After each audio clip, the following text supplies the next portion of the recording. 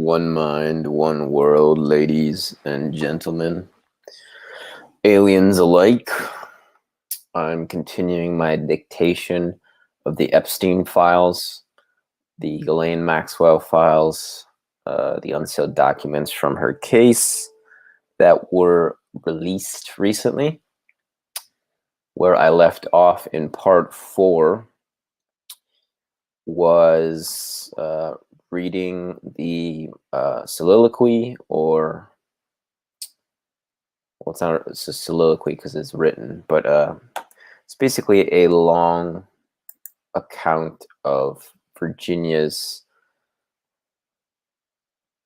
like how she got into the trafficking trade, basically what started, and she talks about having no money and basically being out on the street. I guess she was asking people for money at a bus stop and ended up meeting this man named Ron. And where I left off was that she had just gotten drugged and something had happened the night before with him after he shaved her, and she had just woken up. So I will continue. I'm on page 205 if anybody wants to follow along. Waking up the next morning, my head was pounding in an agonizing, thumping pain, and I was so thirsty. Make sure my mic's working. Okay, we're good. Waking up the next morning, my head was pounding in an agonizing pain, and I was so thirsty. The satin sheets thankfully covered my body, which was still nude from the night before. And I could hear hushed voices standing over the bed where I was pretending to still be asleep. Listening in on their conversation, I kept my eyes shut. I knew Ron's voice from two of the men, but not recognizing the other guys. I just stayed quiet, hoping they'd soon leave. Ron was telling the other man what atrocities he got up to the night before with me, and I heard him say, "Doesn't she even look like an angel the way she sleeps? She's my own little angel," he exclaimed proudly. I opened my eyes and rolled over to face them both, having to wrap the sheets over my body, really not knowing what to say except good morning in a blushful tone.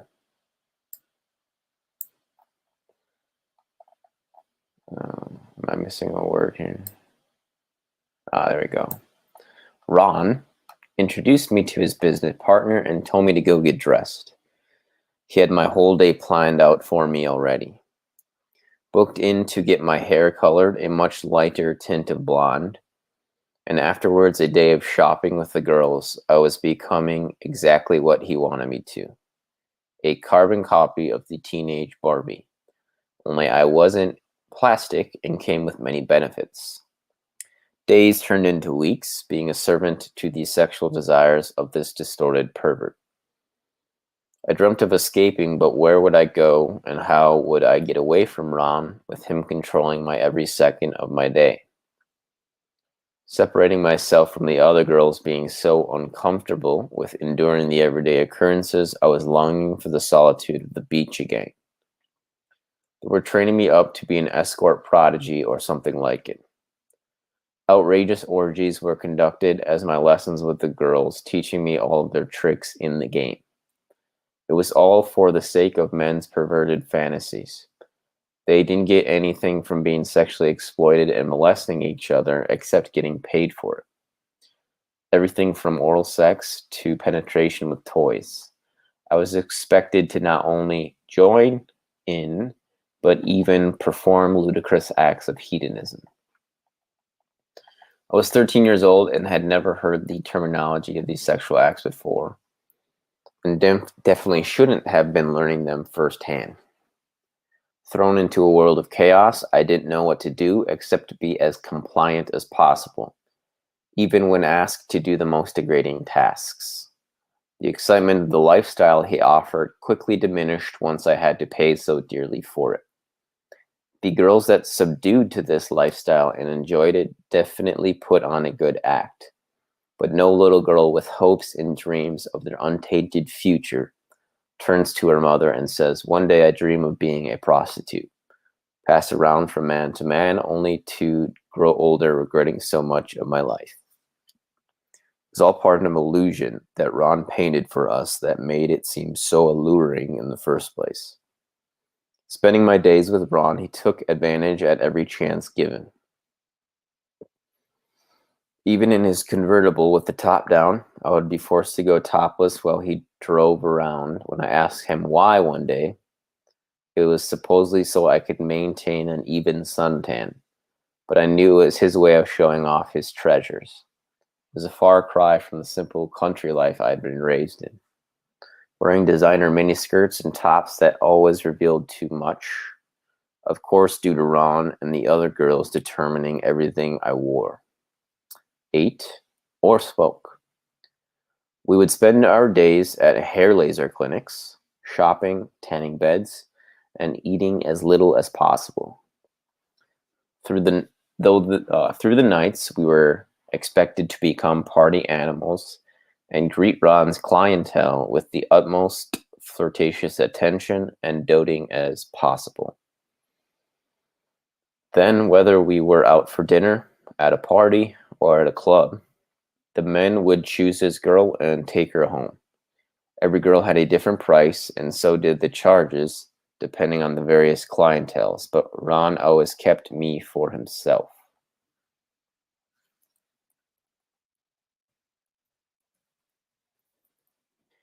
I would always dread the end of every night, fearing what new desires he had in store for the evening. Sometimes he would hurt me and tell me to try and enjoy it, then do it over and over again until I gave him exactly what he wanted.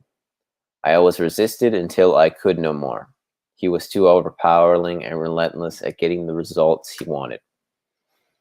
And at other times, he would be so gentle and caress my skin, worshipping every inch of my body, all relying upon what mood he was in. Often, though, he liked to play the teacher role and instruct me on every motion and explain what would happen when I did those certain things to him. No matter what he did to me, I was only disgusted with myself more and more. I still shudder at the thought of how he used my body. I turned 14 in August that same year and was spending my birthday loaded on a concoction of pharmaceuticals and alcohol, being generously supplied by the very man who swore his devotion to caring for my every need. I didn't even know myself any longer, completely shying away from the girl I had grown up to be until to this point. The apartment was empty except for me for the time being, and that was God's own little present for me. Some solitude for once, I thought. Pouring myself another drink, I opened the sliding glass doors to the balcony and walked to the edge. Looking down from the many stories where Ron's apartment was, I wished myself a happy birthday out loud and wondered if my family even remembered the day's occurrence. Dwelling my sadness for the 14 years of suffering and loneliness I'd already endured, the tears swelled up in my eyes, trickling downwards, making my eyeliner inevitably leak down my cheeks. Inside, I felt so trapped and began to entertain the thought of jumping over the edge. It all seemed much easier, and the simple blackness that death had to offer, rather than the tangled mess I was so tired of fighting to get out of, seemed a much easier approach. Detached from wanting to feel anything, I became so numb towards my life's own tragedies. I couldn't live like this any longer. I lifted my bare legs over the edge of the railing and sat looking at the ground beneath me, so close to even just slipping off the edge to my very death. I wouldn't think of any reason not to fall. I thought I had made too many bad decisions to keep going on, but some force of a higher nature had other things in store for me. The sliding door slammed upon with a burst of speed, and Ron scooped me up in his big arms and brought me inside our bedroom. Laying me down and seeing the look of despair in my eyes from my tear-stained face, he went to the bathroom, covered and returned with 3 pink pills. forcing me to swallow them using the anger tone of his voice. He thought he was turning my sorrows into a distant dream as I passed out in his tight clutches, crying myself all the way to sleep. He didn't even ask me what was wrong, probably because he knew already. Soon enough, the crumbling of his evil empire in the underworld of selling sex for his own advantage began with a single crack in his perfect scheme. And probably it all started with me. Ron got a scare one day and rampaged through his apartment, telling us girls to only pack our important belongings and some clothes, as we all had to leave right away. I didn't have much belonging to me, so I basically sat there watching everyone rush around frantically, and was curious what could have gotten a man like Ron so scared. Once we were packed up and in the limo, he was trying to calm the frantic girls down after all the panic that spread through the apartment like wildfire. I was the only one sitting there, half amused at the entire situation. He began assuring us that everything was going to be fine. Calmly, he continued to tell all of us, packed in tightly even for a limo, that we were all taking a long trip to Florida's countryside because someone has reported an anonymous tip to the missing persons unit at the local police station, identifying a very young girl as a possible victim of abuse living in his apartment. Ron knew what a landmine of trouble he had brought upon himself, making an exhibition out of me on the streets of Miami. I didn't pull off the older look like the other girls. I actually looked younger than my age, with my blue eyes and freckles always giving the impression of my youthful innocence. Now he just had to do whatever it took to ensure he stayed as far away from the authorities as possible. Arriving at a ranch in Central Florida many hours later, and I assumed it belonged to Ron, knowing never to ask him things like that. I knew my purpose, and it wasn't prying into his business, personal life, outside of the bedroom. There was a main house, a few cottages, some staff quarters, and paddocks where the horses were kept. I was in heaven, I thought at first. Finally, something I could really enjoy. Riding was my passion, basically growing up on the backs of horses since I was just able to walk. Not surprisingly, I began to despise Ron and all the girls for the gross exploits they made me do with them. Beginning to isolate myself from everyone, I'd rather spend my time sitting under a tree watching the horses graze, writing in my journal, or painting, but mostly avoiding everyone possible, unless Ron required me elsewhere. Nighttime was always a recurring nightmare for me, relieved over and over again in many various ways. Ron would always start by making me some drinks and offering an assortment of pills before indulging himself by grotesquely putting his genitals in my mouth and tell me how to give him what he would call a first-class blowjob, quote-unquote. And I was being judged every minute of it. Ordering me to slow down or speed up or maintain a perfect rhythm, always constantly being criticized for my efforts in pleasing him. I was eager when he actually gave me a compliment. The rest of the evening was always a surprise left up to a moment's notice. Quite regularly, he would proceed with having the girls dress me up in some sexy outfit and loads of makeup, and entertain him with a lesbian reenactment, revolving him in the center. Sometimes they would use dildos and other foreign sex toys. Ron liked to see us hurt during sex, sometimes even penetrating me anally, but I always resisted and would try to redirect him with another sexual desire of his, but I had no excuses when it came to me having to use the sex toys on him. He told me how men have G-spots in the rectum and instructed me on how to precisely penetrate him. These nights went on what seemed like an an eternal sentence for the price of not living on the streets, where, unfortunately for the ones still there, I feared and knew from my own personal experience could be much worse. Needing some contact with someone of my adolescent mentality, I called one of my school friends from the past, whom I won't name out of privacy, but I'll call him TJ. We were so close and I knew him very well. So well, I had memorized his number a long time before. He was my first puppy love sprung from a childhood friendship. Being my first crush the summer before all this happened, he was the only person I could think of that would care enough to talk to me. In the middle of the day, the least busy time to be noticed, I snuck into one of the vacant guest rooms and used the phone to call my good friend. The sound of my voice radiated a chill in him. "It's you. Oh my God, Jenna, are you okay?" He was so shocked to hear from me and the sheer fact I was still alive. Nearly 3 months now without a single word to my family or friends, everyone doubted my return. My attempt to forge a happy voice when I spoke to him failed, and I absolutely crumbled when he was at a loss for kind words for me. I told him of my current state of affairs, telling him of Ron and how terrified I was of him. Trying to escape in the middle of nowhere was useless. It was like being kept in a cage that I was unable to break free from. Going on to dump my issues on TJ, I proceeded with how I longed to call my family and to be with them for good, but was too afraid they didn't want me, knowing I'd just be sent away somewhere else again. And to me, after all this time, was like going from one cage to another.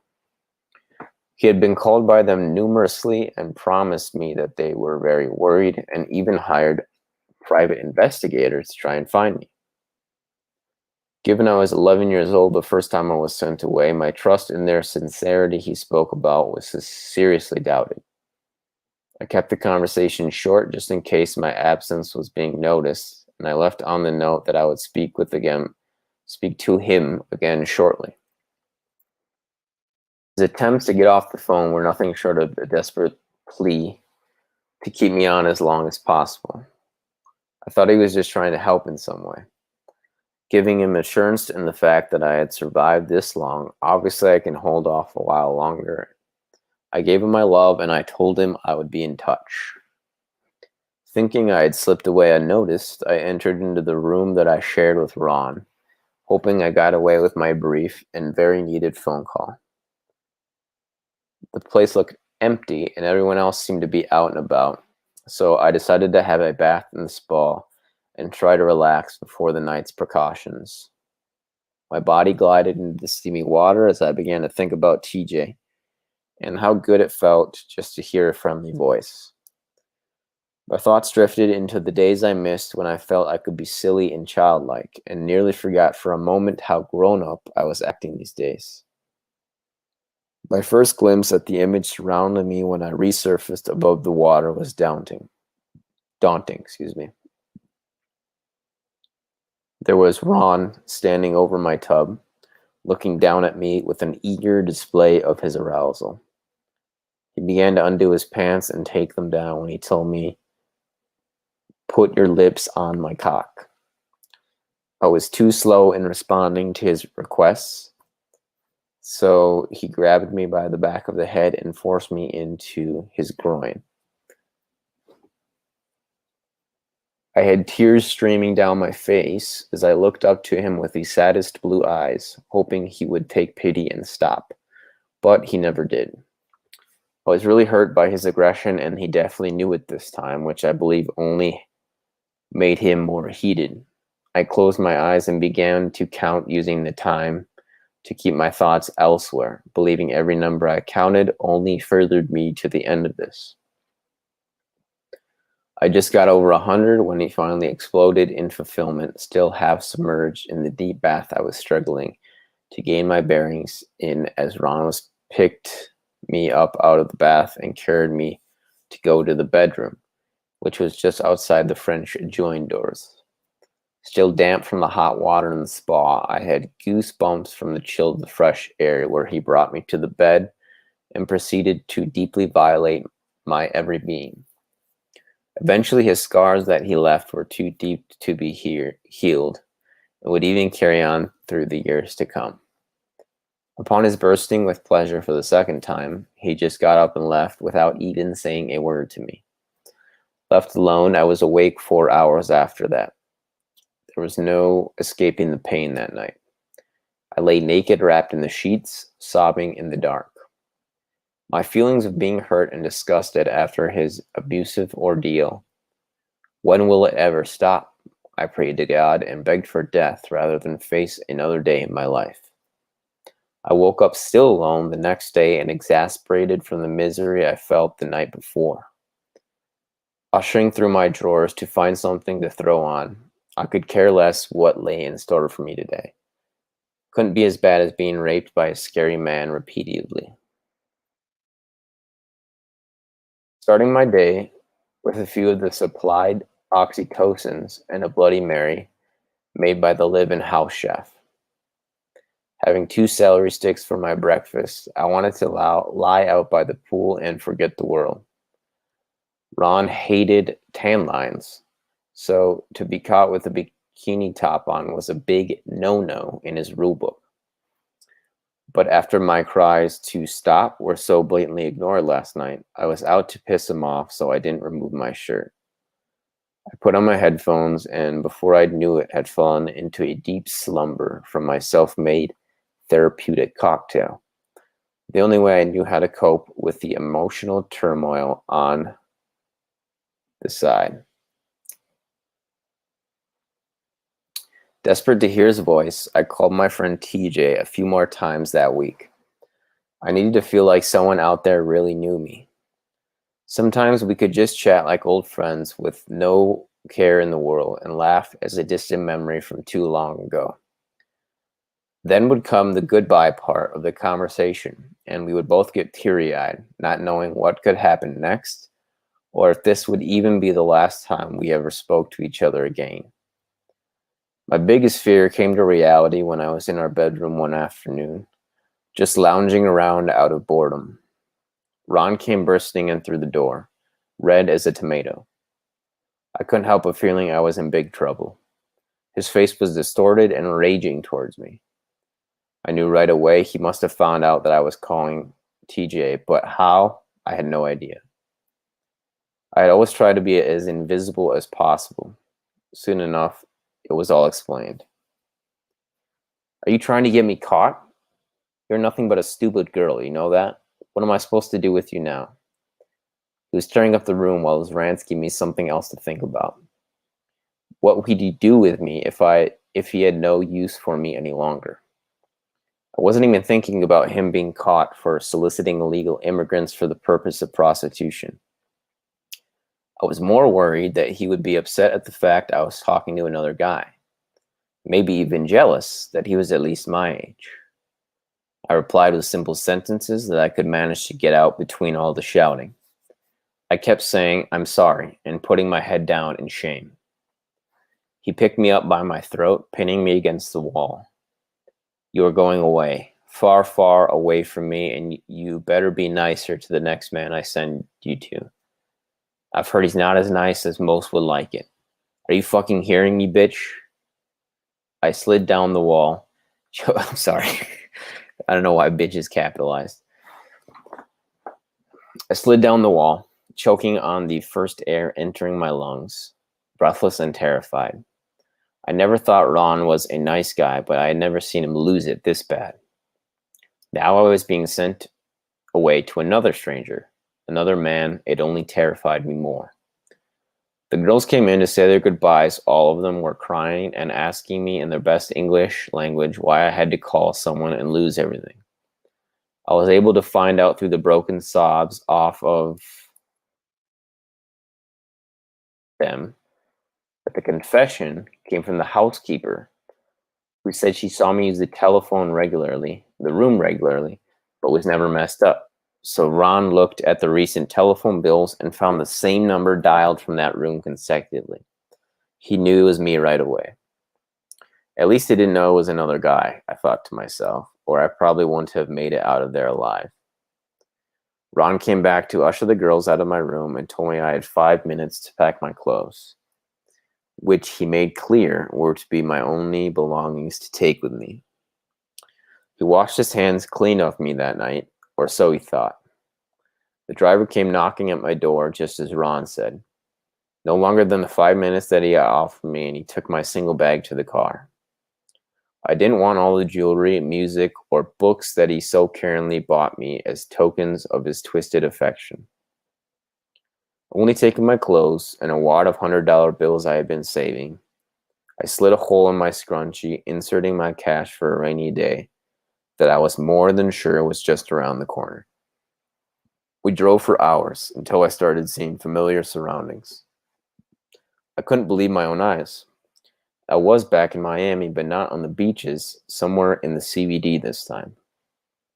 The driver delivered me to the front door with my one bag and waited at the door with me. Now I knew how it felt to be a puppy picked from her litter, as you can only hope your next owner would treat you with some sort of kindness. Another balding man answered the door, but he wasn't so grotesquely fat like Ron, but still a new owner at that. He looked me up and down and seemed amused as he snickered to himself. With one last look to the driver over my shoulder, it was almost an appeal in him for some way to help me. I knew he couldn't anyways, I was just hoping. He told me his name was Charlie, but didn't even bother in asking for mine. I was sure Ron had already filled in all my details when he arranged this.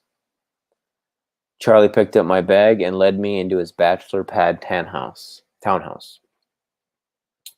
was never given a welcoming tour of my new residence, nor made to feel comfortable. He walked me up the stairs and opened one of the doors in the small hallway. Telling me this would be my room, he showed me into it and told me to wait. He would be back shortly. I sat on my bed, afraid to touch anything, and after the warning Ron gave me, I knew I had to watch my step around here. I put my head down under the pillows, where world was falling apart, and let my emotions downpour. Exhausted from the day's emotional turmoil, I ended up falling asleep. I don't even know if he ever came in at all that night. The next morning, I looked out the window to see my new surroundings.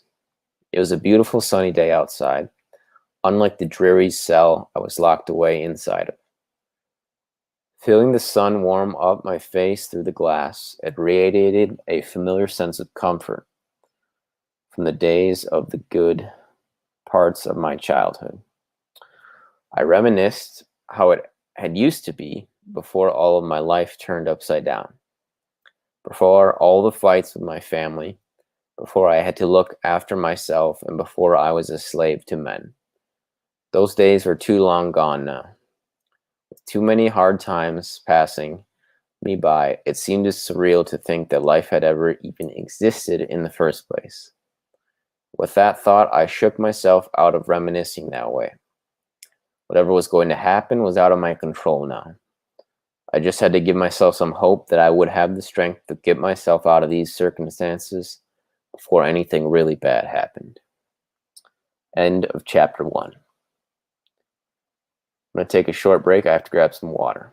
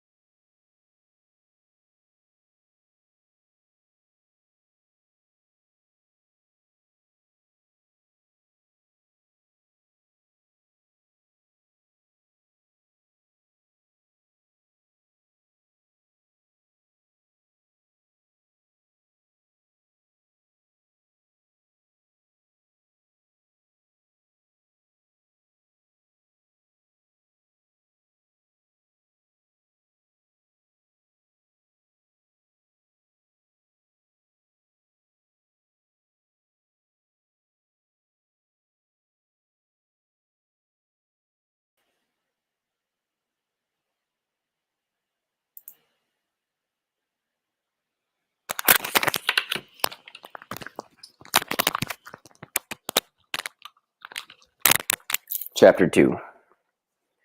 The house was quiet, so I just assumed Charlie was still asleep.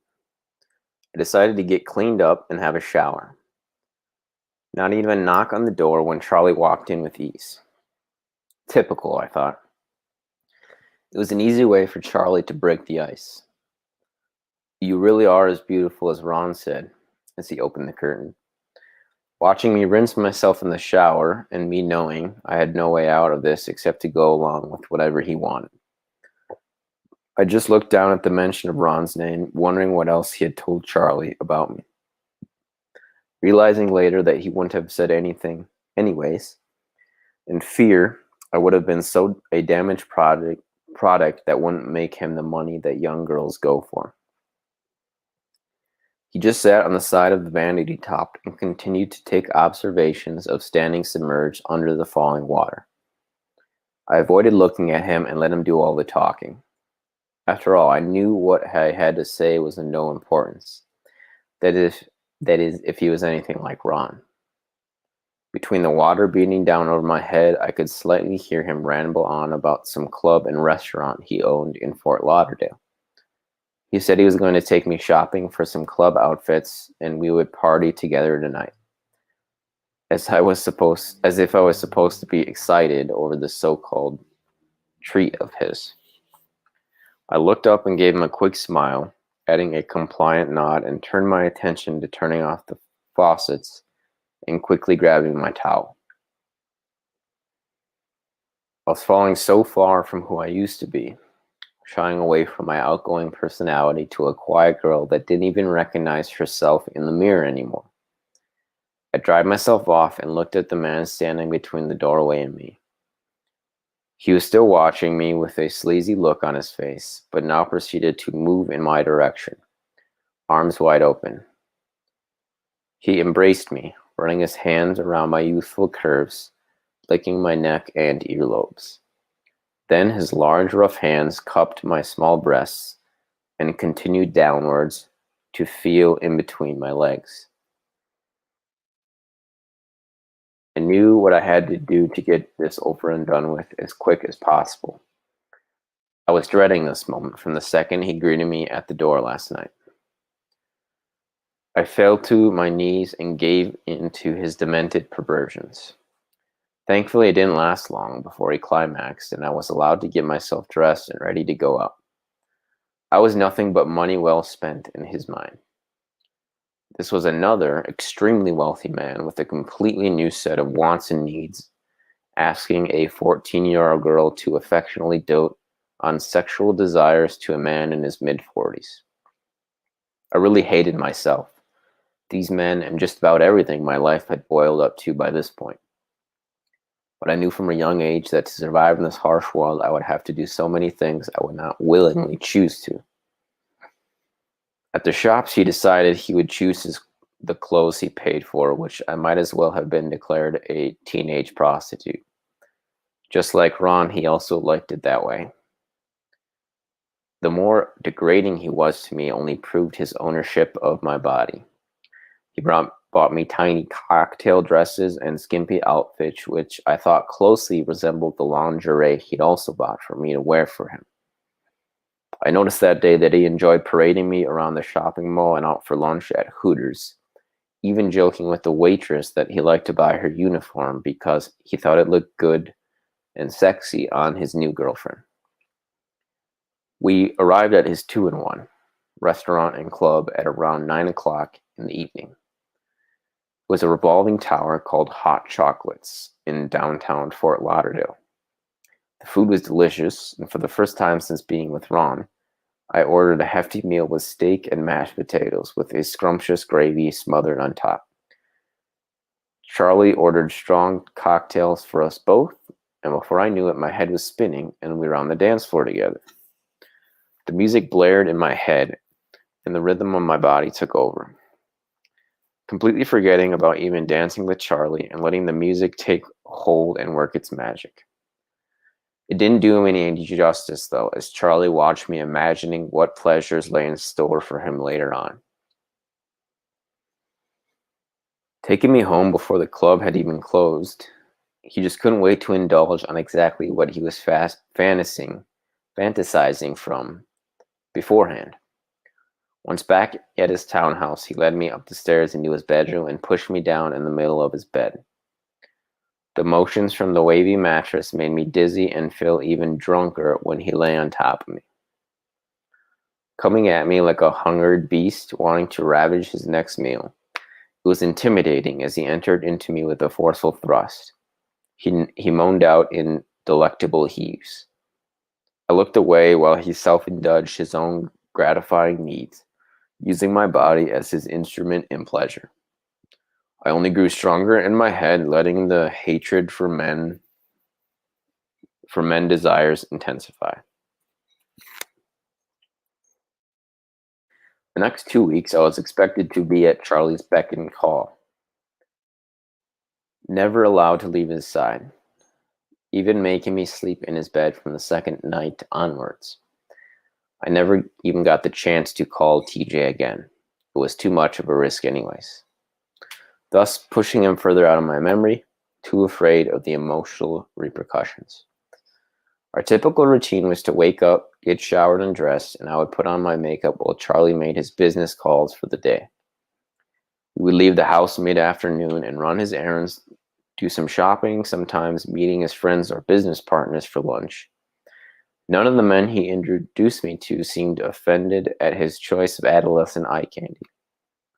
They just continued to chat away as if it was normal to be in public with his arms draped over a girl, young enough to be his granddaughter, not too shy by giving me a flirty tap on my bottom or even try to kiss me.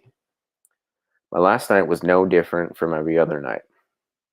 We went shopping that day and out for lunch alone. Later, we headed to a club his friend just launched, and it was his grand opening that night. The club was called Iguana Joe's. We met up with his friend and said our hellos. They both seemed so excited about the club, and Charlie was full of compliments all around. The club did have a line out the door, which looked a mile long coming in. Luckily, we didn't have to use the front door. Charlie returned from the bar with 2 giant Long Island iced teas, which were his favorite drink to start with, and then we just sat for a while watching people dancing. Occasionally conversing about passing thoughts, we danced for a while, having a few more drinks, and after about 2 hours, Charlie said he was ready to go home. What a daunting time to look forward to. He also liked to have a brief sexual encounter before drifting off to sleep, with my naked body intertwined between his arms and legs. It was bad enough to have to entertain him at every given second of the day, but his grip on me was so stifling. I felt so choked I could hardly breathe, much less sleep. Eventually, my overworked mind would drift in and out of a restless sleep, but constantly on edge. I thought many of nights of escaping, but where would I go? Would one of Ron's ever so connected informants find me and turn me into him, to be disposed of for good? I just prayed that I wouldn't be another missing person to add to the list of girls found in the local ditches. I knew that's where I was headed if I screwed up this for Ron again. As if my guardian angel was there the whole time listening to my secret prayers, my rescue came the next morning, with an abrupt bursting through the bedroom door at about 6 a.m. Charlie and I were still lying in bed together, and his grip on me was still tight. The men dressed in all black military gear had large helmets and guns on. It was so frightening at first. I couldn't even comprehend what was happening so rapidly. I thought Charlie could have been in some kind of trouble with a business friend he had done wrong to. But then one of the men in black shouted, "FBI, this is a raid. Get down with your hands on your head." In too much shock to move, 3 of the men grabbed Charlie and threw him to the floor and cuffed him. I sat up in bed with my sheets covering my naked body and watched as they dragged Charlie from the room. Still completely nude, he wasn't even allowed to get dressed. Another agent had to come back into the room to find him a pair of shorts. I could hear him screaming at the top of his lungs all the way outside. He was screaming, and the last thing I heard him yell was, "If you say anything, you know who will find you." I could hear more threats being yelled at me, but I couldn't make out what it was he was saying. I was in total confusion. I couldn't believe what was happening. There were so many uniformed agents. I felt so small compared to all of them, but they were all very kind and helped me out of bed, allowing me to remain covered up with the bed sheets so I could get dressed. The first decency I had been shown in a long time. It was an odd feeling to acknowledge. I knew the life I had come accustomed to for the last 6 months was now over, and in so many ways I was relieved, but was also very nervous about what lay ahead of me. I excused myself to the bathroom to put some clothes on, not having anything half decent like a normal pair of jeans and a t-shirt. The best I could come up with was a metallic blue miniskirt and a tiny matching top that fell just below my breasts. Hardly clothing at all. It was more like scraps of cloth. Putting my hair up in a tight bun with the scrunchie that held my $500 bills, I was let out of Charlie's townhouse for the very last time, starting my life over again. I wanted to leave behind my every memory belonging to these horrid times, only taking a small sack containing my underwear, makeup bag, and journal with me. The agents led me down the staircase, and my last visions of Charlie was bent over the hood of a police vehicle, still screaming and handcuffed. I slipped into the backseat of the car and was driven to Broward County Police Station, where the federal agents interviewed me about my entire whereabouts for the last 6 months. I was so scared of what Ron would do if I told the agents what really happened, but at the same token, I knew he'd most likely kill me anyways for being such a liability. Over the next few hours, I sat down and told the agents how Ron's business worked and what part I had to play to him. I was able to ask how they found out I was at Charlie's house, and they informed me that I was being followed all the way from Ocala, Florida, where Ron had me stowed away for the last 4 months. TJ, my friend, called my parents